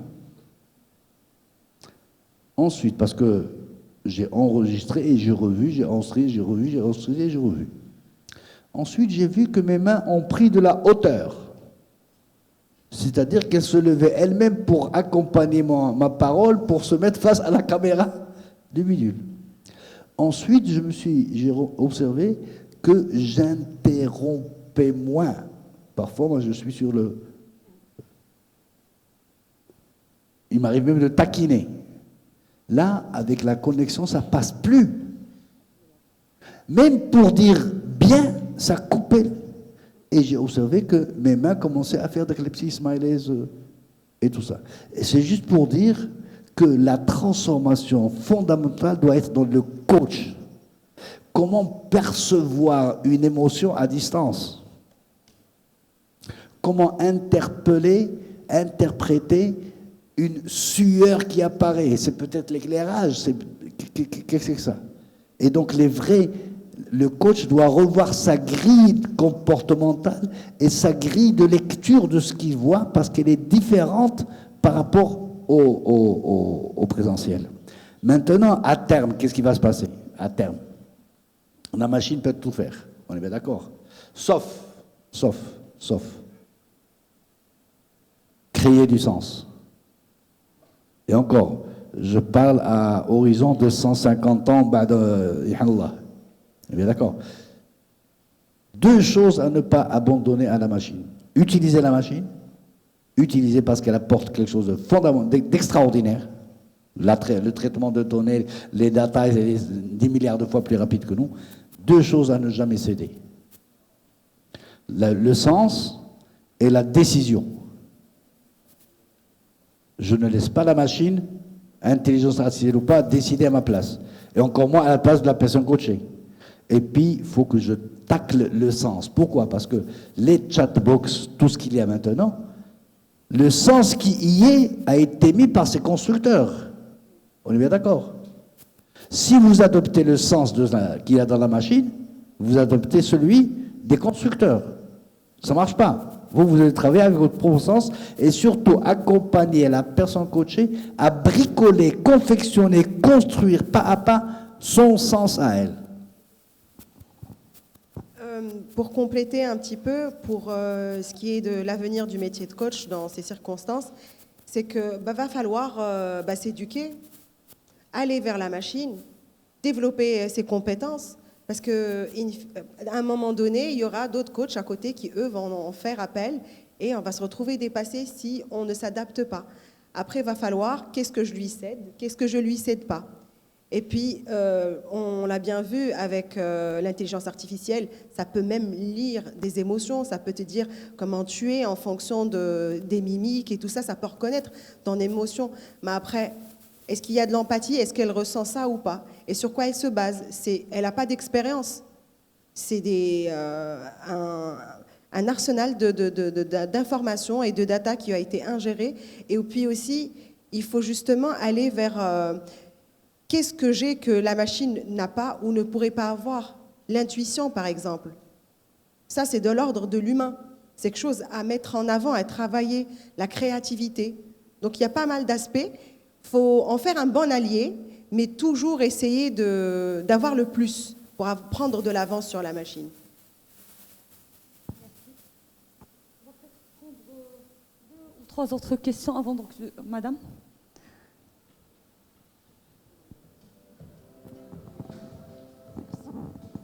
Bonsoir tout le monde, merci pour l'invitation. Alors, ma question, elle rejoint la question du monsieur concernant qu'est-ce qui n'est pas coaché. Alors là, votre réponse m'a interpellée dans le sens où ça m'a rapproché du clinicien. Donc, je sais très bien qu'un psychologue clinicien, il fait émerger la demande de son patient et il est là pour co-construire avec le patient et non pas donner des soins ou quoi que ce soit. Donc, quelle différence faites-vous entre un psychologue clinicien et un coach? Merci. Merci. C'est toute la différence du propos. J'entends bien le coaching est un métier transversal. Le coaching en soi n'a pas inventé grand-chose. Il a mis en place un dispositif. On a mis en place par-ci, par-là quelques petites grilles d'entretien. Gros, RPDC, ORSIC, etc., etc. Mais le coaching puise ses outils dans plein d'autres disciplines. Il peut y avoir des points communs entre les méthodes de ces différentes approches. On reste dans le clinicien et le coach. La différence, c'est la posture. C'est le pour quoi le client est là ou le patient est là-bas. Quelle est la finalité de la chose? Finalité thérapeutique pour aller mieux, thérapie, psychologie avec toutes ses déclinaisons. Finalité, développer ceci et cela, aller vers tel objectif, réaliser un projet, coaching. Vous voyez? C'est la casquette qui va changer. Et bien sûr, le protocole d'accompagnement est tout à fait différent. Je ne demanderai jamais à quelqu'un qui va travailler sur la prise de parole en public comment ça se passait quand il avait 2 ans. Le clinicien est légitime à poser cette question. Il est formé pour travailler la régression. Moi non, je ne touche pas à ça. Je vais être comment tu peux faire. On fait un test, un deuxième test, dans quelle occasion, et ainsi de suite. Voilà. Et surtout, il ne faut pas s'amuser avec ça. Parce qu'on croit que c'est facile, que c'est les mêmes domaines. C'est une facilité trompeuse. Je vais juste donner un exemple tout simple. Pardon. Quand on achète une machine électroménagère, on nous donne le mode d'emploi. On sait faire marcher. Elle tombe en panne. Si c'est une petite panne, la prise qui est tasse, on peut le faire. Mais c'est une panne moteur. Ce n'est pas parce que je connais le mode d'emploi et que je reprends de la prise que je vais rentrer à l'intérieur de la machine pour la réparer. C'est toute la différence. Oui, rapidement pour compléter, le coaching, il se passe dans le ici et maintenant. Or, la thérapie, on peut, comme tu l'as bien dit, aller explorer l'enfance. Et deuxième distinguo, c'est que le coaching, il est précis, il ne peut pas durer à vie. Or, un thérapeute, un psychologue, on peut le garder toute la vie. Le coach, il est là pour nous mener d'un point A à un point B, et ça s'arrête dans le temps pour qu'il soit en toute autonomie. Le travail du coach est accompli à partir du moment où il permet à l'autre d'assurer l'autonomie, c'est-à-dire de se dire, voilà, je suis autonome et je peux progresser dans ma vie. Une dernière question, malheureusement, une ou deux questions, parce que Nawal, tu avais une question, c'est bon?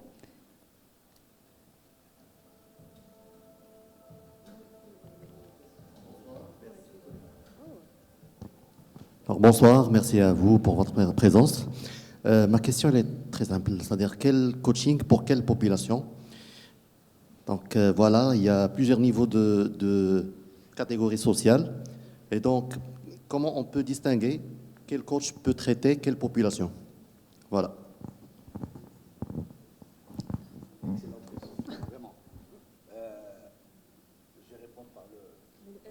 faut l'allumer. Un exemple pratique vécu.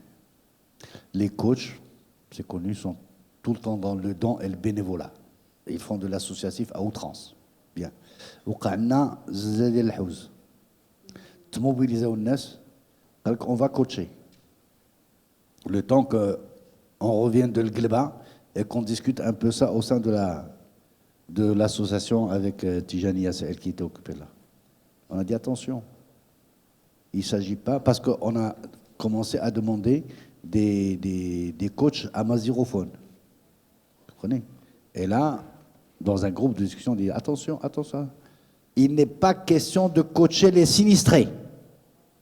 Les sinistrés, ils ont des douleurs psychologiques, c'est les coachs, c'est les thérapeutes qui doivent y aller. Nous, ce qu'on peut faire, c'est coacher toutes les associations, les acteurs bénévoles de la société civile qui sont allés apporter de l'aide. Vous voyez? Voilà le distinguo. Quelle population, en fonction des besoins, d'abord savoir quel est le métier qui va apporter le plus. Quel est ton objectif? Ça ne marche pas. Le coach, il dit quel est ton objectif. Qu'est-ce que tu veux atteindre? C'est ça son métier. D'accord? Alors que le thérapeute, il va écouter. Et il va dire, il va ceci et cela. Par contre, le jeune homme, la jeune fille qui est partie de Casa, de Rabat, de Marrakech, qui va là-bas apporter des couvertures, de l'aide, de la nourriture, je ne sais pas quoi, et qui est face à ce choc-là, elle a besoin de soutien. Coaching. Vous voyez? Et donc, toute cette démarche-là, le fait d'écrire et tout ça, c'est pour ancrer le coaching dans la culture, pour que ce ne soit pas exogène. Je vais vous la raconter sous la forme de blague. On a encore je vais l'appeler comme ça, je peux, le complexe du colonisé. Nous avons des clients qui nous disent, c'est Aïesh, on voudrait bien pour le directeur X un coach européen. Restons large, mais c'est français. Bon. Je dis, il n'y a pas de problème. Ça peut vous coûter plus cher, bien entendu, mais ça, c'est votre budget. Faites attention. Si vous vous appelez monsieur Abdel Hakim, ce monsieur ou cette dame respectable, par ailleurs, qui est très valable, va passer une semaine pour vous dire est-ce qu'on vous appelle Abdel Hakim ou Abdel Hakim ou comment on prononce ce H-là. Ça, c'est sur le ton de la blague, mais il y a un accordage.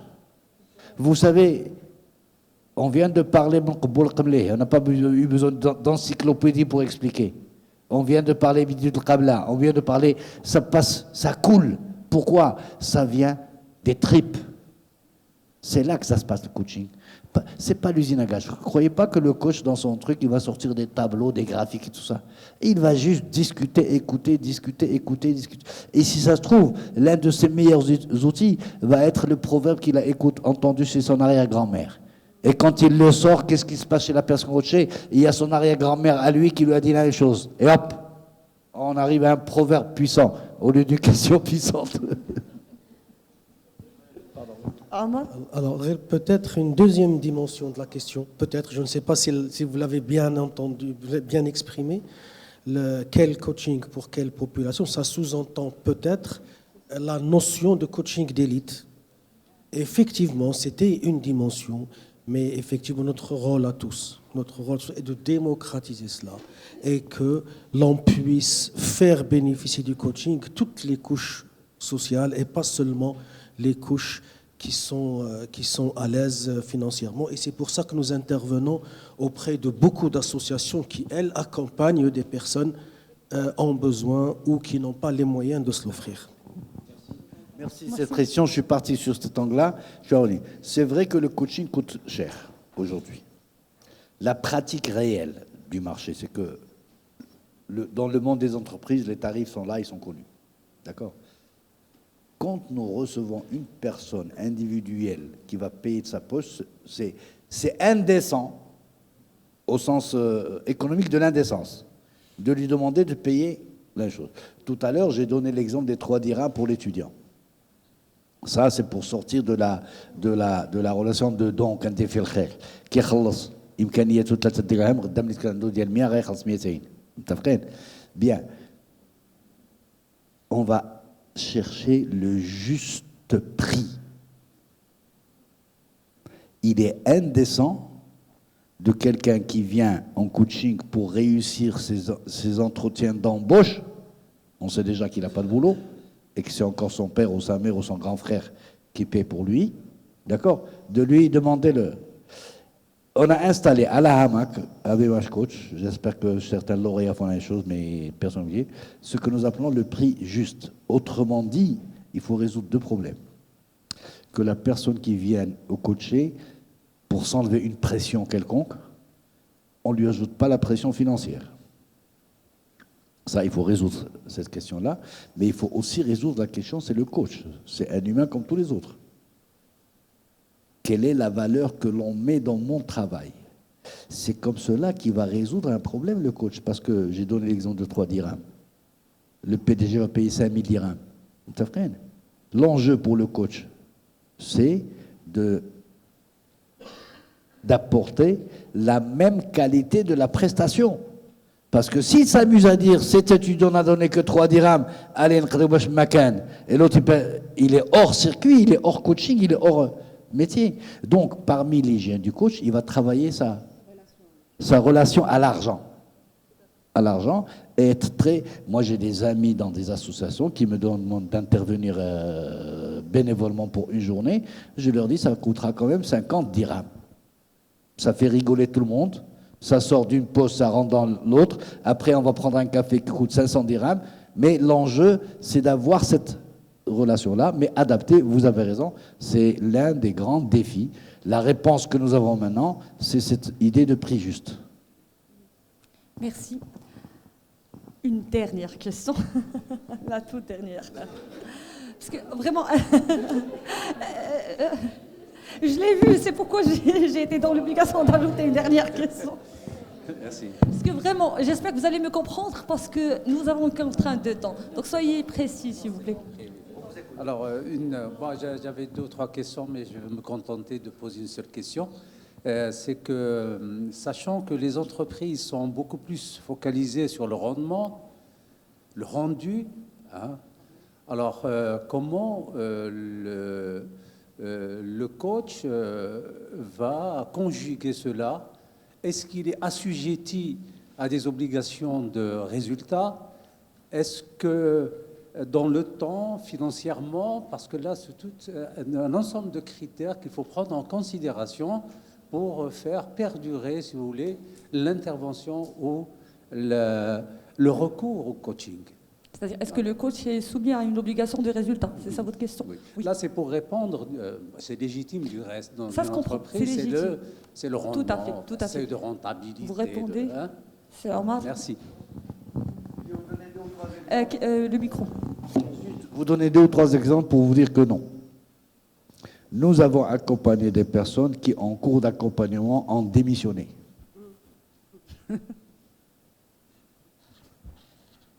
Autrement dit, ouais, non, voyons. Nous n'avons ni poussé ni retenu.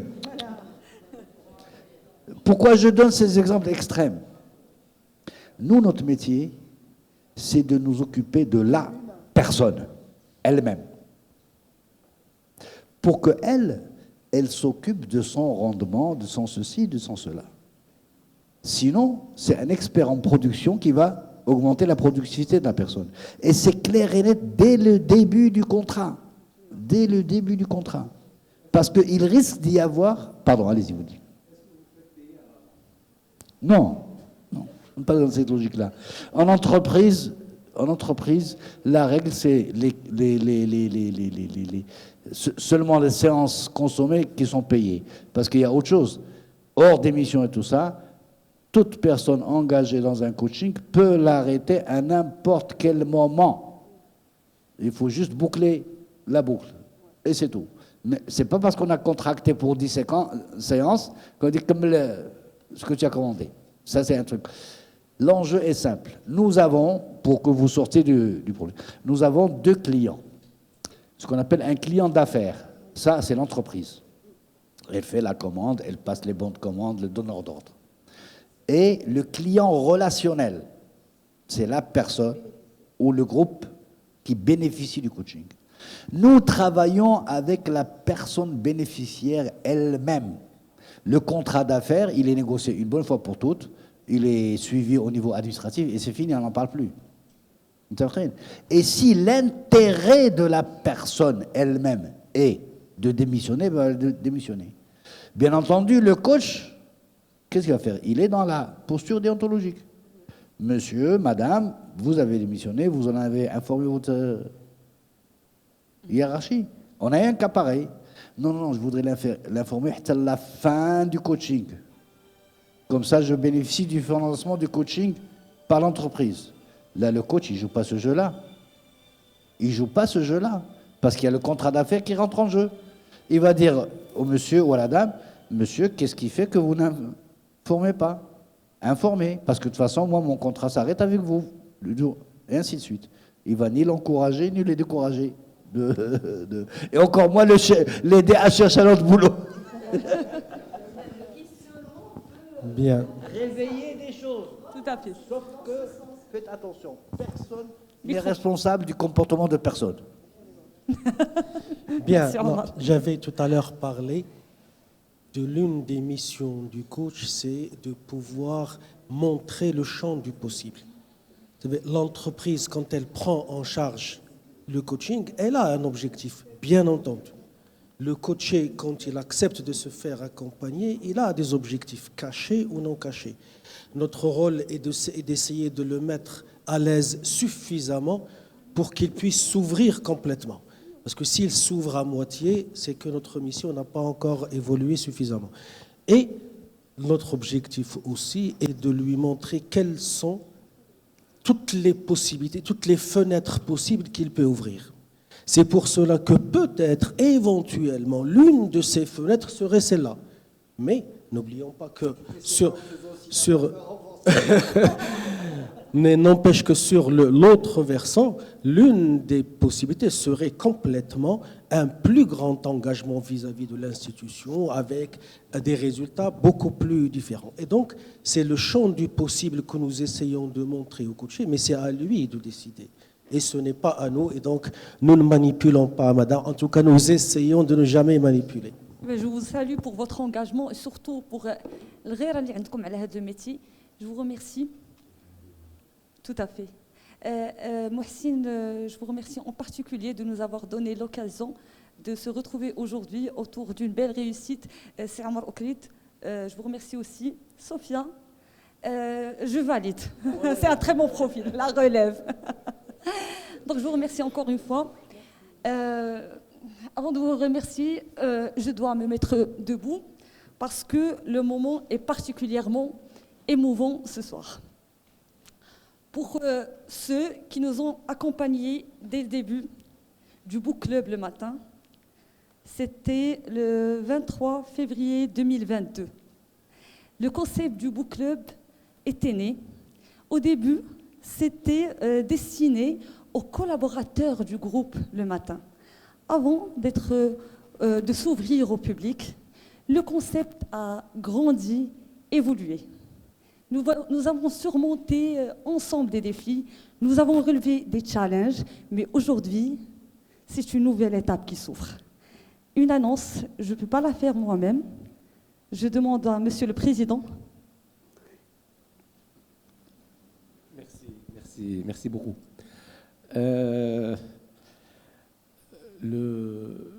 Nous avons fait une nouvelle, franchi une nouvelle étape.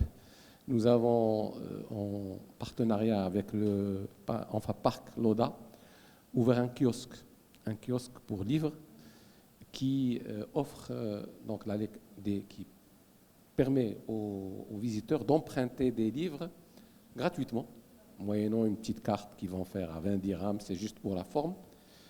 Et nous venons d'aménager ce kiosque avec un espace de rencontre pour pouvoir animer des rencontres. Et nous allons maintenant lancer un cycle sur le coaching dans cet espace-là pour que les gens puissent venir à la rencontre de coachs ou de gens qui écrivent sur le coaching. J'avoue de toute façon qu'aujourd'hui nous avons eu 3 personnes inspirantes qui nous ont vraiment comblés. Je retire le mot thérapie que j'ai utilisé à l'ouverture. Il passe à la trappe parce qu'il était malvenu. Et donc c'est un petit peu ça. Nous espérons pouvoir dupliquer cette expérience sur d'autres endroits. Elle est faite totalement dans le cadre, je dirais, de la partie citoyenne du groupe. On n'a pas vocation à gagner de l'argent dessus, mais j'estime que c'est notre responsabilité que de contribuer de cette manière à la lecture, à l'épanouissement, notamment des jeunes. Voilà un peu ce que je voulais dire. Merci beaucoup. Merci, Monsieur Haitami. Alors, puisqu'on célèbre aujourd'hui une nouvelle étape du Book Club, il faut aussi remercier Monsieur Ali Alaoui Sossi, qui a été derrière ce concept, qu'il avait imaginé, porté. Alors, c'est un DAF, c'est le DAF du groupe, passionné par la lecture, mais il est aussi un homme qui est très engagé sur le développement humain. Je vous remercie toutes et tous d'avoir été présents aujourd'hui. À la prochaine.